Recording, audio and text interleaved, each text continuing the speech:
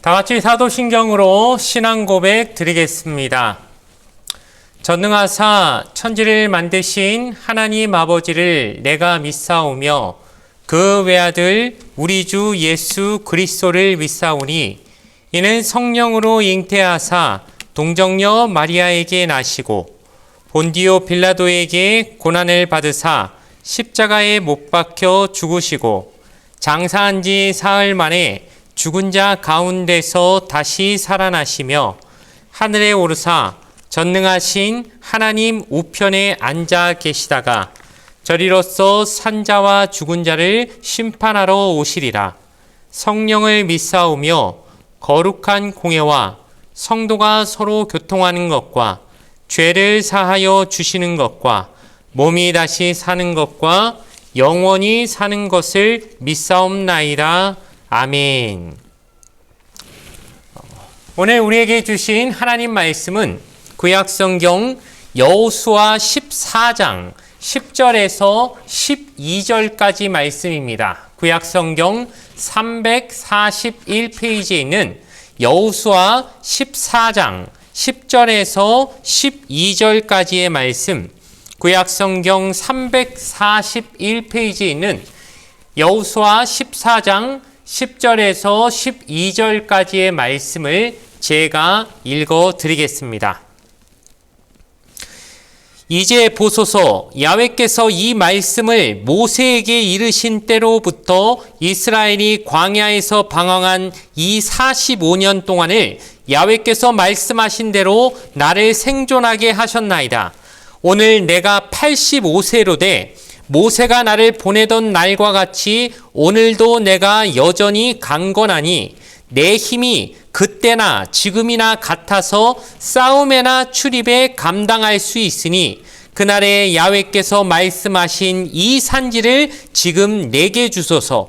당신도 그날에 들으셨거니와 그곳에는 아낙 사람이 있고 그 성읍들은 크고 견고할지라도 야훼께서 나와 함께 하시면 내가 야훼께서 말씀하신 대로 그들을 쫓아내리이다 하니. 아멘. 오늘 주신 말씀을 가지고 땅을 분배하는 방식이라는 제목으로 말씀의 은혜를 함께 나누도록 하겠습니다. 여호수아에 관한 설교를 3주에 걸쳐서 준비를 하였고, 첫 번째 주에는 가나안 전투를 준비하는 과정을 봤다면, 두 번째 주는 그 가나안과 싸워서 그 땅들을 정복하는 과정을 살펴보았습니다. 이번 주는 이제 마지막으로 정복한 땅을 그럼 어떻게 분배하고 또 여호수아가 죽기 전에 마지막으로 이스라엘에게 가르쳐 주려고 했던 신앙의 영적 교훈을 중심으로 내용을 살펴보려고 합니다. 이제 가나안 전쟁이 성경학자들에 의하면 한 7년 정도 기간을 보고 있는데, 한 7년간에 걸쳐서 가나안 정복 전쟁이 다 끝나고 이제 정복한 그 땅을 알맞게 분배해야 될 시기가 오게 되었습니다.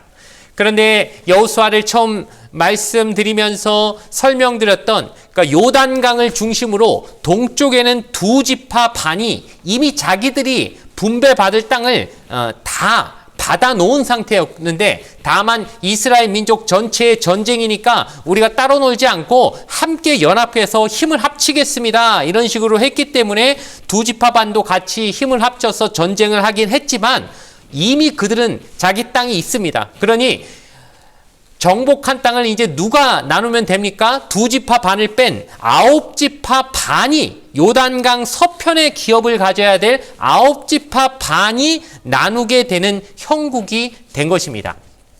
그리하여서 이제 9지파 반이 정복한 땅을 서로 분배하고 나누어야 되는 상황인데, 여기서 한 가지 또 중요한 상황을 우리가 생각해 봐야 되는데, 무엇이냐면은 마치 지금 가나안 땅이 전부 다 완전히 정복된 것처럼 우리가 착각할 수 있지만, 실제적인 상황으로 들어가자면은 어떤 그 가나안 땅에 있어서 주요 거점이라고 할 만한, 우리나라로 말하자면 예를 들어 뭐 서울, 대전, 대구, 부산, 이런 식으로 각 지역의 중심이 될 만한 거점들은 정복을 했지만 구석구석 뭐 마을로 들어가서 그 구석구석 촌으로 그런 모든 아주 사람들이 많이 살지 않는 그런 지역까지 다 속속들이 다 정복했다고 말할 수는 없고, 여전히 그곳에는 그들을 대적하는 사람들이 엄연히 남아있는 상태에서, 그 상태에서 지금 이제 정복한 각 지역을 어느 지파는 여기를 가져가고 어느 지파는 여기를 가져가고 이런 식으로 분배하는 과정을 가지게 됐다는 것입니다. 그렇다면 여기서 우리가 궁금한 지점이 생깁니다. 아니 뭐 다 쫓아내고 나서 완전히 그냥 몰아내고 나서, 그리고 나서 깔끔하게 그때 땅을 분배하는 게 맞는 것이지, 아직 완벽하게 이겼다고 말할 수 없고 완전히 정복했다고 말할 수 없는 중간 정도의 상태에서 왜 미리 땅을 나눠주느냐, 이것입니다.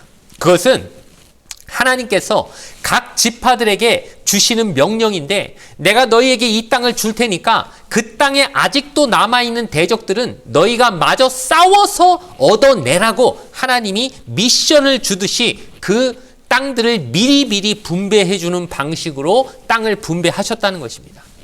왜 하나님은 이 방법을 쓰셨을까요? 그것은 바로 우리가 직접 내 손으로 싸워서 부딪혀서 그 과정을 통해 하나님으로부터 얻게 되는 신앙의 훈련이나 교훈들이 있기 때문에, 우리가 그냥 감나무 밑에 딱 누워가지고 입 쫙 벌리고 위에서 알아서 떨어지기를, 나는 아무것도 안 하고 가만히 있기만 해도 다 될 것처럼 그래가지고는 우리의 신앙이 자라지 않는다는 걸 우리가 너무 잘 알지 않습니까? 한마디로 날로 먹으려고 하면 안 되고, 네가 직접 정말 칼을 들고 나가서 나를 믿고 의지해서 전쟁에서 그들과 싸우면서 너의 신앙도 그것을 통해 훈련을 받고 더 성장하는 것이지, 가만히 내가 다 정복해준 땅을 그냥 주듯이 주면은 너희들 신앙이 절대 자라지 않으니까 너희가 직접 마저 싸워서 다 땅을 정복하는 식으로 차지하라고 하나님이 미리 아직 완전히 정복되지 않은 한 중간 정도 된 상태에서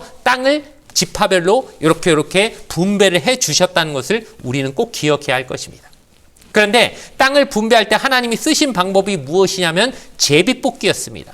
그럼 왜 제비 뽑아서 분배를 했을까 했을 때, 이것은 아무래도 뭐 예를 들어 여호수아가 시몬 지파는 이 땅 가져가고 르우벤 지파는 이 땅 가져가고 뭐 이런 식으로 나눠줬다면은 분명히 그 지파들이 어떻게 나왔을까요? 불만, 원망 했겠죠.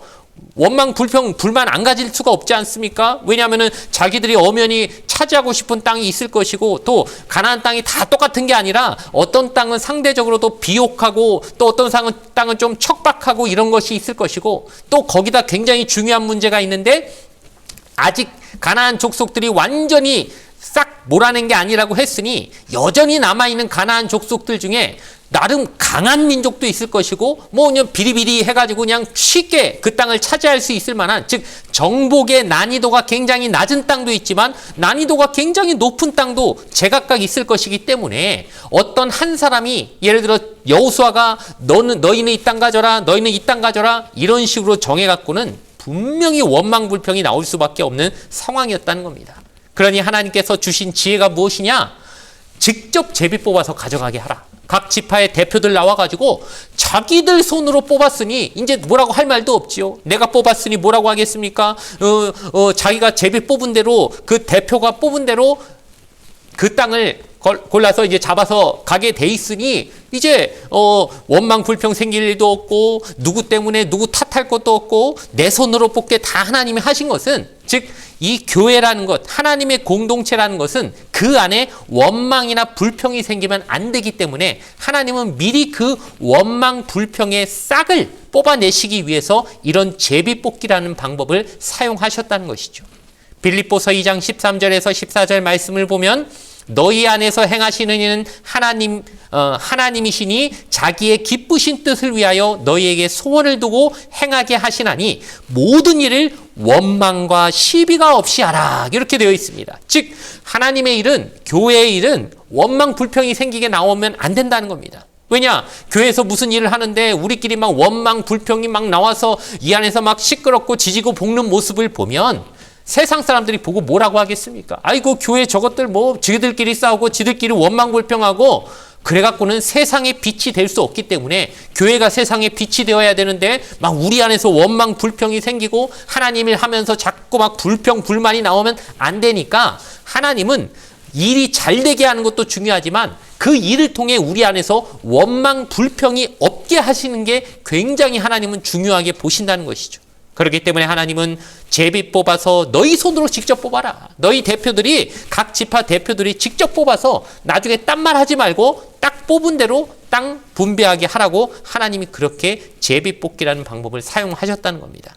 또한 이 제비 뽑기는 성경에서 자주 나오지요. 뭐 이 장면뿐만 아니라 뭐 아간을 누가 죄졌는지 그 찾아내기 위해서 아간을 잡아낼 때도 제비를 뽑았고, 또 나중에 보면은 요나 선지자가 도망가다가 배 안에서 풍랑이니까 누구 때문에 이 풍랑이 났는지 우리 또 찾아보자. 그때도 제비 뽑기에서 요나가 또 거기서 딱 걸려서 잡히지 않습니까? 이런 식으로 또 다른 방법으로 말하자면은 가룟 유다가 죽고 나서 12제자를 채우기 위해서 신약 성경에서도 보면은 그 12제자, 12번째를 차지할 제자는 누구냐 했을 때 마띠아를 뽑을 때도 제비 뽑기로 뽑는 것을 보게 돼 있죠. 즉 이거 제비 뽑기는 한마디로 성경에서 하나님의 뜻이 무엇인지, 즉 우리 인간의 뜻으로 뽑지 말고 하나님의 주권과 섭리가 어디에 있는지 우리가 그걸 알아보자고 할 때 쓰는 방식 중에 하나였다는 겁니다. 즉 이 땅을 고를 때도 사람의 시각으로 고르라고 하면 분명히 인간적인 눈으로 서로 보면서 마치 롯이 소돔과 고모라 땅이 더 좋아 보여서 내가 그 땅 차지하겠습니다 하는 식으로,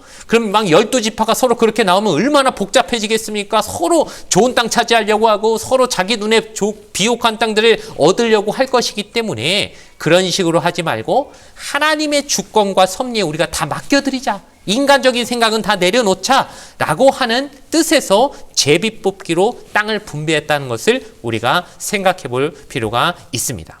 그런데 이제 제비 뽑기로 각 지파마다 땅을 지정해 줬는데 보니까 여호수아가 봤을 때 이 지파들이 각각 하는 행동들이 보니까 영신앙적으로 못마땅한 행동들을 하게 되는 것을 보게 됩니다. 크게 한 세 가지 형태로 말할 수 있는데, 예를 들어 요셉 지파, 요셉 자손들은 어떻게 나오냐면 지도자한테 또 와가지고 불만을 제기합니다. 그러니까 뭐 자기들 손으로 뽑아도 불만할 사람들은, 불평 불만한 사람들은 여전히 있는 것이죠. 그래서 이들이 여호수아한테 와서 뭐라고 불평 불만을 털어놓냐면, 우리 지파는 사람도 많고 인구수도 많은데 좀 큰 땅을 주지 왜 이렇게 조그만 땅을 줬냐 하면서 땅이 작다고 또 불평을 하고, 또 게다가 우리 지파들이 차지해야 될 땅의 그 적들은 여전히 너무 강하다. 너무 강한 적들이 남아있다. 우리 힘으로 몰아내기 너무 힘들지 않느냐. 우리 지파한테 또 너무 큰 미션을 줬다. 이런 식으로 불평 불만을 하더라는 것이죠. 그러니 여호수아가 그들을 타이르면서 야 너희가 얼마나 큰 지파냐. 그러면은 너희 힘으로 충분히 차지할 수 있는 것이지. 그러면서 불평 불만 갖지 말라고 그들에게 타이릅니다. 또 다른 지파들을 보면 또 제각각 차지하라고 준 땅들을 보니까 빨리 전쟁을 해서 그 가나안 사람들을 쫓아낼 생각들을 해야 되는데 머뭇머뭇거리면서 시간만 버리면서 아예 그냥 전쟁하려는 시도조차 안 하고 이는 가만히 그냥 복지부동 가만히 있으려고 하는 그런 모습들을 보이고 있을 때 여호수아가 그들에게 또 따끔하게 충고를 하는 것이, 지금 왜 시간을 버리고 있느냐? 적극적으로 그 땅을 차지하려고 노력을 해라. 정탐꾼을 보내서 그 땅을 정탐하고 어떻게 전쟁할지를 준비하고 연구해서 전쟁을 하려고 해라. 가만히 있지 마라. 이렇게 하면서 그들에게 빨리빨리 하나님의 일을 하기 위해서 열심을 내라고 또한 권면하는 것을 보게 됩니다. 마지막으로 어떤 지파들이 또 있냐면 이제는 그 땅을 차지했습니다. 가나안 사람들이 이제 싸워서 이겨서 차지하긴 했는데 보니까 하나님이 명령하신 것이 있죠. 가나안 사람들은 살려두지 말고 진멸하라고 했는데 그들이 은근슬쩍 가나안 사람들을 죽이지 않고 살려둡니다. 왜 그렇습니까? 자기들을 섬기게 만들 종을 만들고 싶어서. 한마디로 그냥 자기들의 이득 때문에 이들을 다 없애지 않고 하나님 명령에 불순종해서 어떻게든 그들을 살려놓고 자기들이 일을 부려먹기 위한 종으로 삼으려는 지파들도 있었다는 겁니다. 즉 온전한 순종을 하지 않았다는 것이죠. 자, 이런 식으로 땅을 분배했지만 여전히 이 이스라엘 지파들이 하나님 앞에 완전히 순종하는 모습을 보이지 못하고 있을 때, 이와는 대조적으로 오늘 우리가 읽은 본문의 말씀에 나오는 한 명의 아주 모범적인 사례가 나타나는데, 그것이 우리가 잘 아는 갈렙입니다.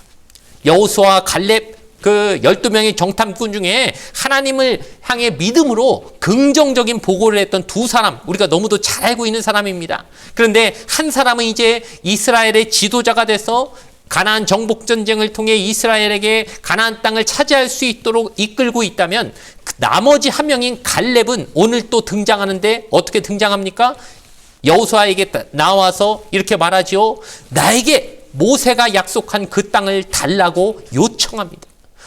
이것을 봤을 때는 사람이 참 욕심이 많은가 보다, 자기 땅을 이렇게 막 달라고 그렇게 막 나와가지고 나서는가 싶겠지만, 이게 욕심 때문에 그러는 것이 아니라, 나 잘났다고 막 드러내려고 그러는 것이 아니라, 그 땅은 정말 하나님이 모세를 통해 그 12 정탐꾼 중에 나머지 10 정탐꾼과 달리 하나님 앞에 긍정적인 믿음의 말을 했던 두 사람, 그리고 여호수아와 갈렙에게 하나님이 분명히 약속하신 땅이었기 때문에, 하나님이 나한테 약속해 주신 그 땅 나한테 달라고 지금 정당한 요구를 하고 있는 것입니다.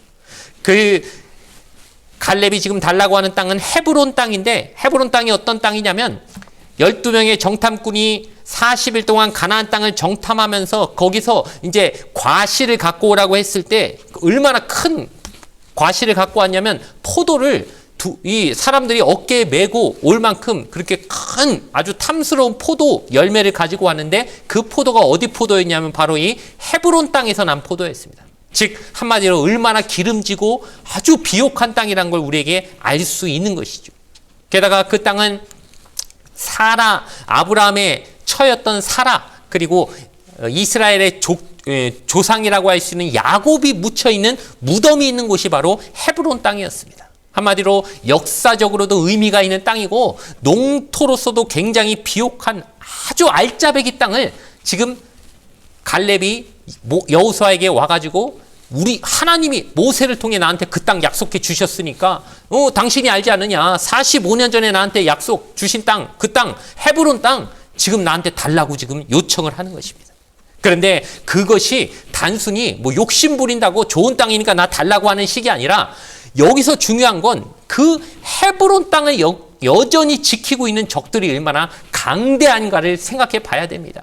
여러분, 그 12명의 정탐꾼이 가나안 땅을 탕죄하고 와서 왜 부정적인 얘기를 했습니까? 거기를 지키고 있는 사람들, 그 아낙 자손이 얼마나 거대하고 큰지 우리는 거기에 비교하면 메뚜기밖에 안 된다라고 하면서 스스로를 비하하면서, 그 사람들 엄청 덩치도 크고 힘도 세고 우리가 도저히 못 이길 것 같다, 그렇게 얘기했던 그 아낙 자손들이 살고 있는 곳이 어디냐면 그 헤브론 땅입니다.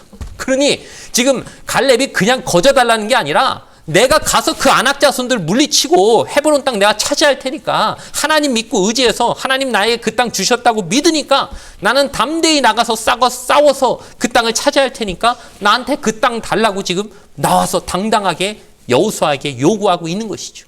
그러니 이것이 얼마나 믿음의 행동입니까? 얼마나 적극적인 믿음의 행동을 보여주고 있느냐는 것입니다.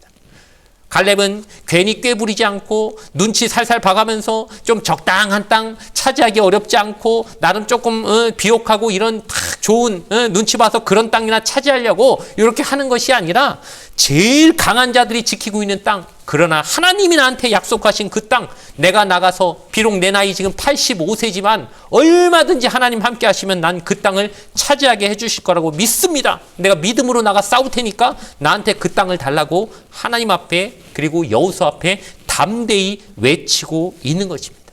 여러분, 우리가 이 믿음을 본받아야 할 줄로 믿습니다. 갈렙이 개인의 힘, 객기로 요구한 게 아니라 철저히 믿음의 근거에서 요구했던 그 헤브론 땅은 결국 이것을 통해서 누구의, 어느 지파의 땅이 됩니까? 이제 나중에 갈렙이 소속된 유다 지파의 땅이 됩니다. 그리고 유다 지파는 이렇게 제일 좋은 알짜배기 땅을 차지함을 통해서 이후로도 이스라엘 전체 12지파 가운데 중심부, 아주 그냥 지도자격의, 리더격의 역할을 하게 되는 그런 것을 하게 되는 그런 중요한 배경이 되는 것도 바로 이때 이렇게 좋은 땅, 알짜배기 땅, 중심부에 있는 땅을 이때 차지하게 됨을 통해서 이제 아주 이스라엘 역사 전체에 있어서도 매우 중요한 역할들을 하게 되는 것을 우리가 차후에 보게 되는 것이죠. 그런데 여러분 계속해서 말씀드리지만 이 가나안 땅이 영적으로 말하자면 천국이라고 하지 않았습니까? 그리고 예수님도 우리에게 천국은 침노한다고 얘기하셨던 것처럼 감나무 밑에서 가만히 감 떨어지기를 기다렸던 다른 지파들하고는 달리 믿음으로 이 산지를 내게 달라고 85세의 나이에도 믿음으로 나아갔던 그 갈렙처럼 우리도 제일 좋은 땅, 영적으로 하나님이 가장 이스라엘 역사에서 영향력이 있게 사용하셨던 땅을 차지하게 했던 그 모습처럼 그 모습을 우리도 교훈 삼아서 이제 저와 여러분도 하나님 앞에 이 산지를 달라고 하나님 우리에게 약속하신 그 땅을 하나님의 이름으로 나아가 차지할 수 있도록 나와 함께 해달라고 그렇게 담대히 적극적으로 나갈 수 있는 믿음들 되어지기를 주님의 이름으로 간절히 축원을 드리겠습니다. 잠시 기도드리겠습니다. 좋으신 아버지 하나님 감사합니다. 12지파에게 그 땅을 주시면서 그 땅을 스스로 하나님을 의지해서 직접 나가 싸워서 그 땅을 차지하라고 하나님이 하신 그 뜻과 목적 우리가 지금 우리의 삶에서도 적용할 수 있게 하여 주시옵소서. 천국은 침노한다고 하셨습니다.